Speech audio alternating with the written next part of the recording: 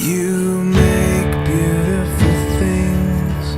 You make beautiful things out of... I once heard a story about a family who had a septic tank problem. The father, the husband of the household, didn't know exactly what to do, so he called a professional, someone who knew more about septic tanks than he did. The guy came out and they pulled off the top of the septic tank, and sure enough, he found the problem.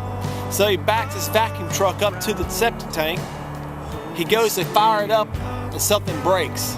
He said, "Sir, I'm sorry, but I'm gonna have to go back to my shop and get this piece for the vacuum truck." The father said, "That's okay. We'll be here. My son and I will be here. We'll wait till you get back." And the guy said, "Listen now, I'm gonna leave this top open. Make sure that you don't fall down in the septic tank." The guy drove off, and you probably know part of the story, except for this. The little boy went into the house, and when he opened the door, the little puppy ran out. The puppy ran straight toward that septic tank and fell into the septic tank. They ran over to the septic tank and they looked down in the septic tank, and there the little puppy was, struggling just to keep his head above water. And all that filth and nastiness and just mess. It was filthy.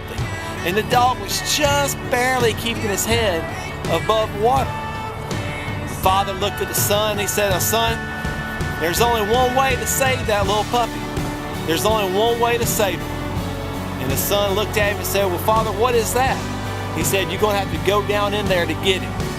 You're going to have to go down in that filth, in that mess, to save something that you love." See, in John 3, it says that the Father sent His Son to die on the cross for our sins, those that believe. Now see, Jesus didn't have to come, but Jesus came down to all this filth and all this nastiness of this earth to save me. Save me? All He asked us to do is to go tell others about what He did for us. So when we look at our life, there's only two choices.